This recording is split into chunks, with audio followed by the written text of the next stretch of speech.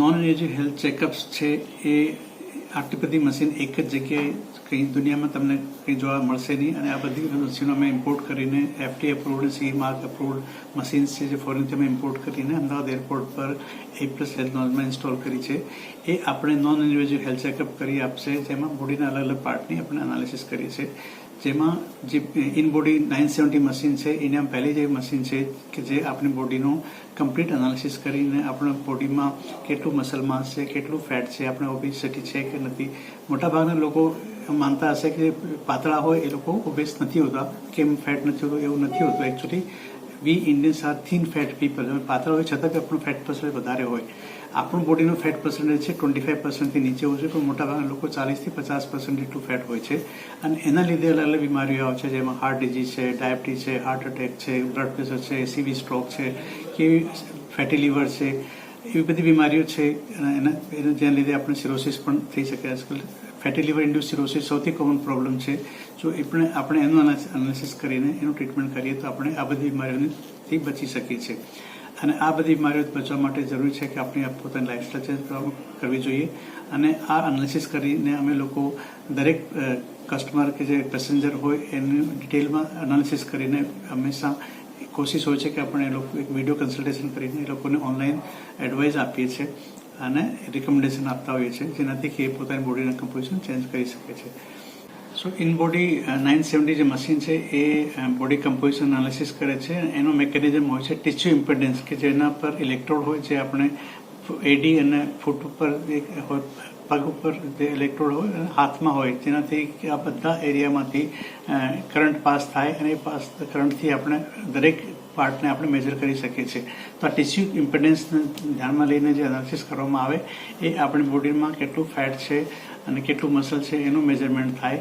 અને જ્યારે આપણે આ મશીનથી સેકન્ડ ટાઈમ કે થર્ડ ટાઈમ મશીન 3 મહિના પછી કે 6 મહિના પછી ફરીથી કરીએ તો આપણું કેટલી પ્રોગ્રેસ થઈ એનું બી એનાલિસિસ આ મશીન કરી આપશે. Because of AI technology it store your data. અને એક આપણો ફોન નંબર કે આપણે ફિંગરપ્રિન્ટથી જ આપણું એનાલિસિસ કમ્પેર થઈ જાય કે લાસ્ટ ટાઈમ તમારા એનાલિસિસમાં આટલું ફેટ હતું ને આટલી મસલ હતી અને અત્યારે તમારું કેટલું છે. તો કોઈ પણ વર્કઆઉટ, એક્સરસાઇઝ કે લાઇફસ્ટાઇલ મોડિફિકેશન કરતાં પહેલાં આ ટેસ્ટ કરવાનું બહુ જરૂરી છે. કેમ કે હંમેશા મોટાભાગના લોકો અત્યારે વેટ લોસની પાછળ પડ્યા હોય છે, પણ દરેક વખતે જ્યારે બી વેટ લોસને ટ્રાય કરીએ છીએ હંમેશા વેટ લોસ સાથે સાથે મસલ લોસ થાય છે. મસલ લોસ થવાથી આપણી બોડીનું ફેટ પર્સન્ટ વધી જાય અને એ ફેટ પર્સન્ટેજના લીધે ડાયાબિટીસ, બ્લડ પ્રેશર કે હાર્ટ ડિઝીઝ આવતી હોય છે. અને એને અટકાવવા માટે જરૂરી છે કે આપણે મસલ માસને વધારીએ અને ફેટને ઓછું કરીએ. અને આ મશીન લગભગ 1 મિનિટમાં આ ટેસ્ટ કરી આપતી હોય છે.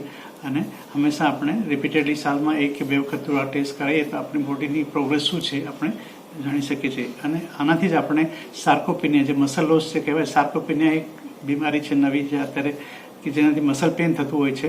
તો એને બી અટકાવવા માટેની જરૂર છે કે આપણે આ મસલ માસને પ્રોપર મેનેજ કરીને આપણે મસલ ઇમ્પ્રૂવ કરીએ તો સાર્કોપિનિયાથી બચી શકીએ છીએ. અને સાર્કોપિનિયાના લીધે બીજા બીમારીઓ છે જે કે જોઈન્ટ પેન કે આર્થરાઇટિસ કે સ્પાઇન પેન, એ બધાને આપણે અટકાવી શકીએ છીએ.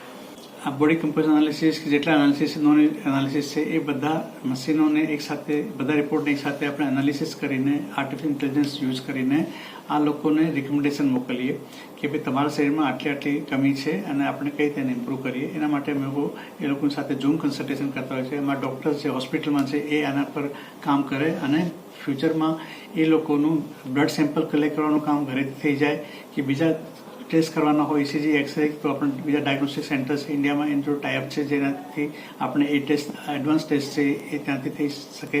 અને આ બધી જ વસ્તુઓ અમારા એપ્લિકેશનમાં આવી જાય તો એનું આખું હેલ્થ રેકોર્ડ અમે એક સમરી તરીકે બનાવીને આપીએ પેશન્ટને.